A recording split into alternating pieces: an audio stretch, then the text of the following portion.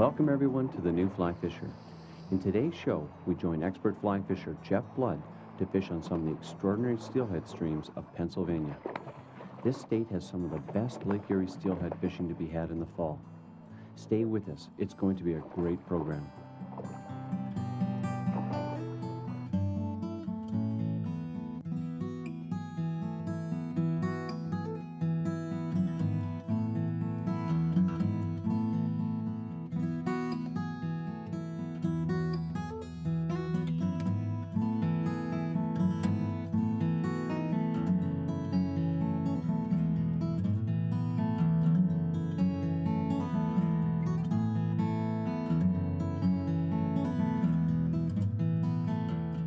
Pennsylvania is a unique state because of its progressive fishery management. Every year they stock the streams that run into Lake Erie with huge numbers of fry, and thankfully there's a high return rate as mortality levels in the lake are relatively low. Some of the major tributaries into Lake Erie include 12-mile, 16-mile, and 20-mile creeks east of the city of Erie, and Elk, Walnut, and Crooked Creeks which are west of Erie. There are numerous other tributaries of smaller size which have less fishable water, but nonetheless can also be good. All of these waters drain south to north in Erie County over ancient shale beds, which also contain large amounts of greenish clay. Over the millenniums, the runoff has eroded and carved the shale, creating ledges, chutes, and sharp drop-offs into the stream beds. This is what makes Lake Erie County tributaries so unique and challenging to fly fish for steelhead. These lake-run fish will often use the maze of stream bed topography to their advantage for resting and holding areas. Jeff Blood is an accomplished fly fisher who I've greatly admired for some time. An energetic and gregarious individual, Jeff is really a wonderful person to spend a day on the river with. He is constantly observing and assessing what is going on around him. That is why he is one of the best nymph fishers I know.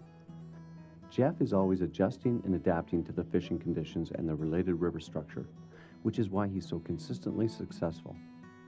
It should be noted that Jeff is also very much the inventor and had a great deal to do with the development and marketing of frog hair tippet material. When Jeff offered me the opportunity to join him for a couple days of steelheading, I jumped at the opportunity as I knew we'd learn a lot. Try and throw it out into the current a little bit more and throw just a tiny net in that. Okay, up in there, throw a downstream men. There you go. That'll rod tip down now. Yeah, there you go.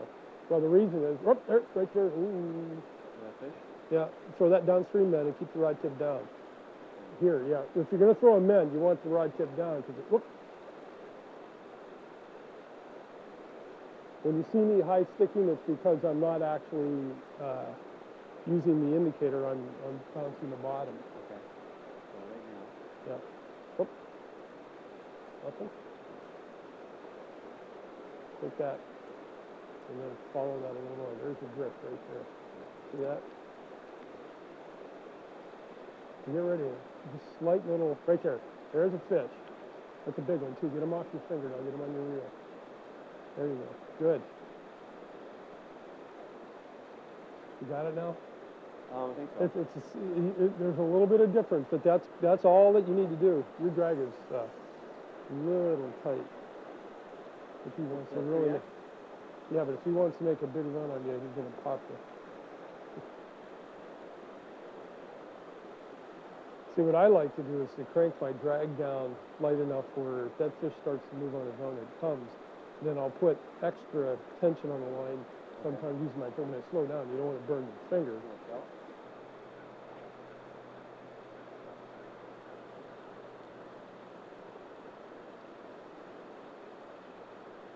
Okay, this fish is about to come out of the water.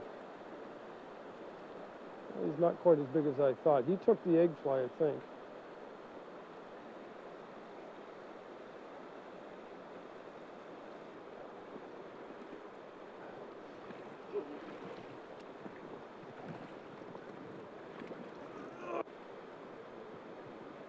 Nice little male. Okay. Put him back nice and gently, and there he goes. Okay, I have two different styles that I basically fish. One is straight lining it, where I'm tapping the bottom with weight and feeling it more than I am watching it float. And then I also do a traditional float method where you're using your indicator and letting the indicator float down and trying to make it as natural as you possibly can. And there's kind of a combination between the two of those that you sometimes do part of the way through a drift. And there's a nice fish here. Oh, nice jump. Now I try to keep my rod up in the air straight up like this and keep as much line off the water as I possibly can.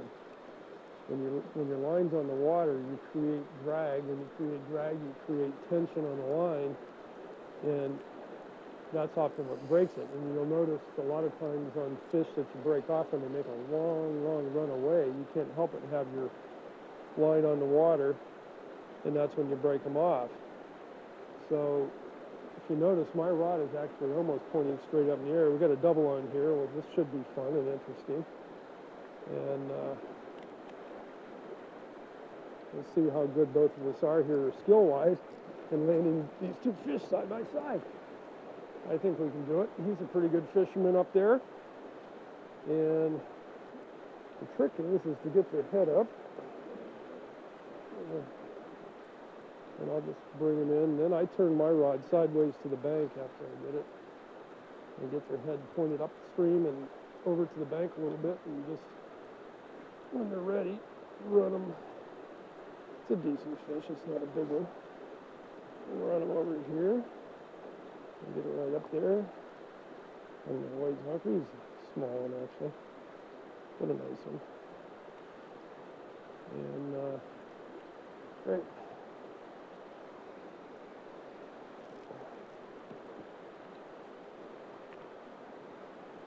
Nice little fish. This guy will get his one out here. We haven't caught a real big one yet, but they're here. I had one hook. Learning to properly set up your rig for nymphing to steelhead is a bit of an art in itself.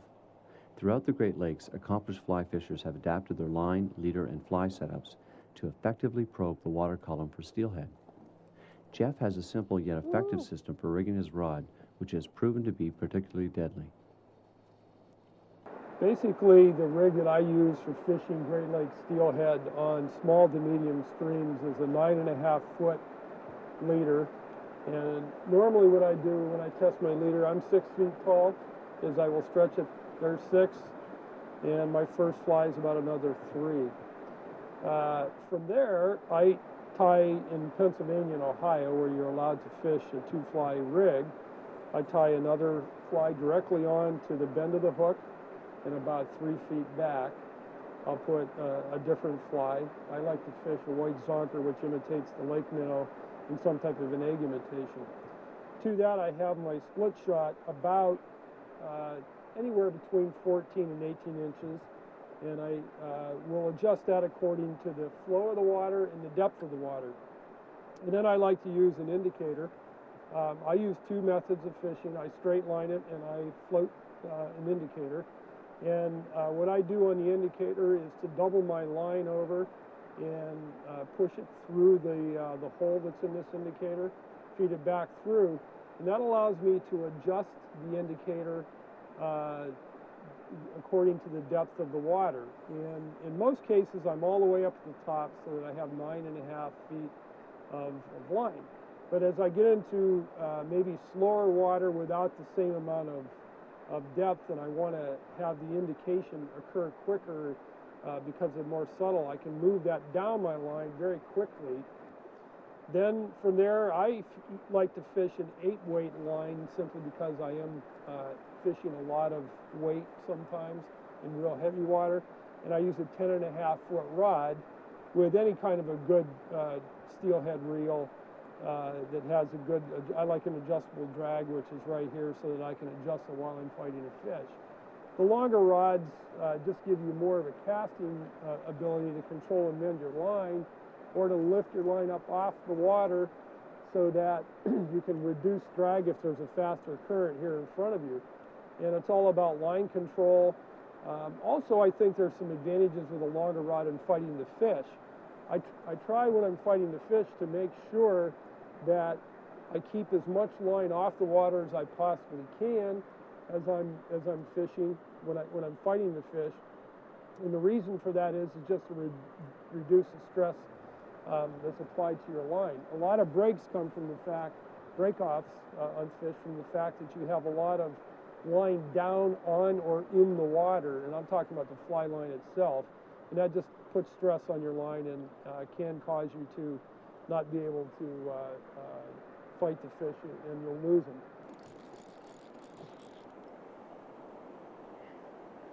I changed my streamer because I just lost my last little zonker pattern.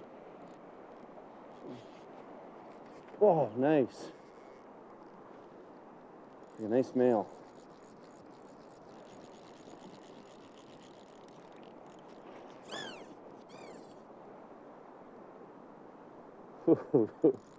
Feel the power of this fish.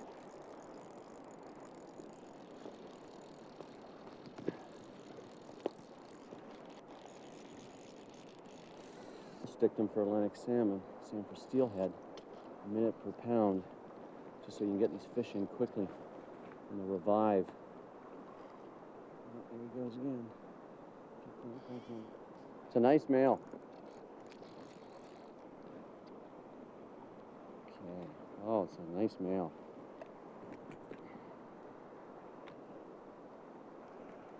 Okay. Oh. This, ladies and gentlemen, how's that, Jeff? Look at that. That is why I like steelhead. Let's just quickly get this out. It's just in the top. Okay. Off he goes. Ooh, this is exciting. This is really exciting. Now, should I take them over? Yeah, let's just walk them right over here. The fall steelheading can be quite spectacular, and when the run is on and you're properly presenting the fly, it can be incredible. In fact, we were catching so many fish that our cameraman, Barry Acton, had to give it a try himself. It wasn't long before Jeff had him into his first fish.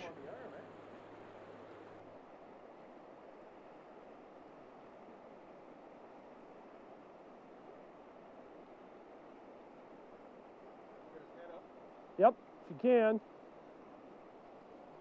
Okay, we got him here. Get it back in that slot there.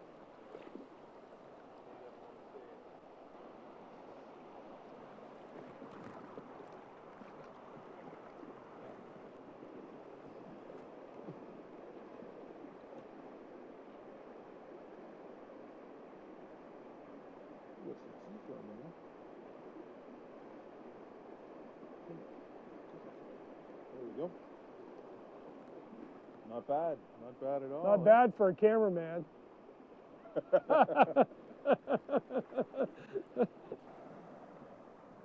Okay, Colin, if you notice what I'm doing here is I'm stepping forward into the stream, and the reason I'm doing that comes back to that grid approach to the stream where you quadrant it off, and now we're trying to just reach across the current and fish the other side of the pool with a nice natural drift. And the way this pool is right now, and the way the water's flowing, the fish are probably going to be lying, if they're up here this high, over along that seam that's on the other side of the bank. Yeah, there'll be some nice current breaks in there. Yes, and that seam right there where I'm into now is, if there's fish in here, probably where they're going to be lying, maybe just a little closer. Okay. If you stand back and you make the cast from 10 feet back, what you do is you diminish your ability to throw a natural drift. A really good caster can, a good fisherman, but what you're now contending with more water, more distance, there's drag in this water down here in front of you as you're fishing. If your line's down in the water like that, you just create instant drag, which is then makes your presentation a lot less natural than it needs to be to get the fish that take it. I think it's interesting what you're saying about the approach you take to basically unknown waters. You don't know where the lies are. Right. You have to be very methodical. That's very much like Atlantic salmon fishing, where you come to a pool you don't know and you're trying to find where the fish are lying, and It's you much systematically go through it. It's fishing everywhere, whether it's Atlantic salmon or largemouth bass or steelhead or regular rainbow or brown trout. The approach has to be, if you don't know the water, you need to learn it. You don't know what kind of hazards are out there as far as snags. So you try, you know, to save as much tackle as you possibly can and learn to pull. Plus, you know, there are ledges on the bottom of these streams. If you've never fished it before, you need to learn where those ledges are, because that's where the fish have a tendency to hold. They feel safer. There's normally some type of slower impact of the water right there as it's coming down, and doesn't tire the fish as much. So I have fished this pool pretty good, and we haven't hooked anything up. And as you know, there are a lot of fish in the water, so normally if I make 10 or 15 casts and I don't detect a fish in there, I move on to the next pool, which is what I think we ought to do, Colin. Okay. There we go. All righty.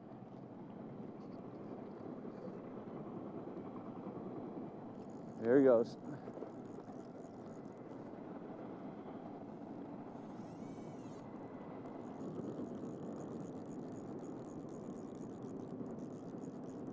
So you can get his head up here.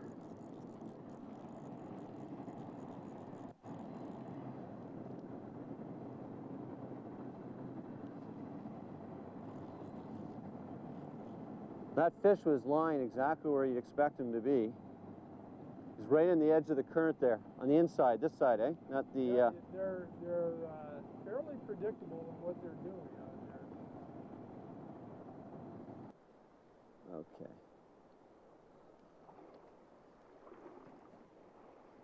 Let's get this guy in here. Oh, man. This guy just doesn't want to quit. He's not that big a fish. He's just got a lot of strength. Is this fish kicking your... No, he's not kicking my hiney. I just thought maybe he was. That was that other fish upriver that kicked my hiney. Oh, Ted's already got one on, eh? Oh, yeah. Put the fish on. Okay, that's it. Come on, you gotta come in here. Hey, almost got him in. Caught him on the blood dot. Okay. Well, he's all wrapped up too.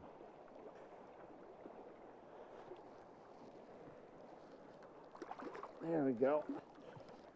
Okay. There we go. Let's just quickly. This one. There's the other. Isn't that? 3-4 pounder. Okay, there we go. As Jeff has detailed, it's important for fishers to understand how to approach any stretch of water and methodically search it with their fly. An intelligent and progressive approach is needed in order to systematically work every part of a run or pool. As this animation clearly shows, it is important to probe every area, as a steelhead can often be in locations you don't expect. By taking this systematic approach, you'll greatly improve your odds of presenting your fly to an active fish, no matter what type of fishing you're doing. No idea if his mic's working.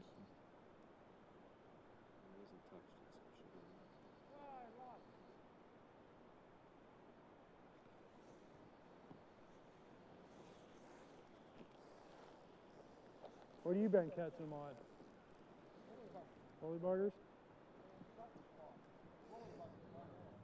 Steelhead are an incredibly dynamic fish, capable of long, drag, streaming runs and multiple cartwheel-type jumps.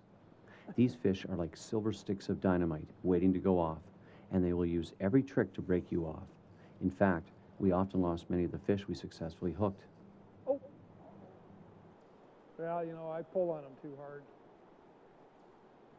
We have a big run of fish right here in front of us. And so what I'm doing is, it's kind of fast water. There's a little pocket down there. Those fish are in that pocket. I'm doing a straight line technique where I can feel my split shot bouncing along the bottom. When it stops is when I strike and normally catch the fish right here. What I'm not doing right now is fishing all the water because there's one condensed spot that they all seem to be congregated in. I'm pretty much focusing and concentrating my efforts there. When you're nymph fishing, basically what I'm looking for is two things. The visual is for my leader or my indicator to do something that doesn't appear to be natural, stop or hesitate or move in a direction upstream or left or right.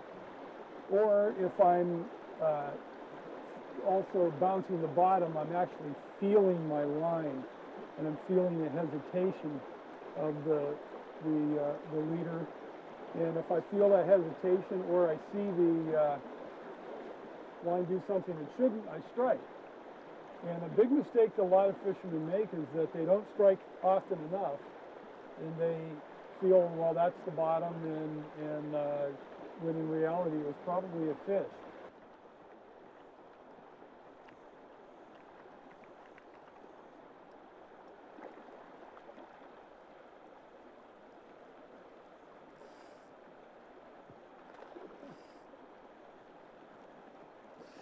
Oh, this is fun.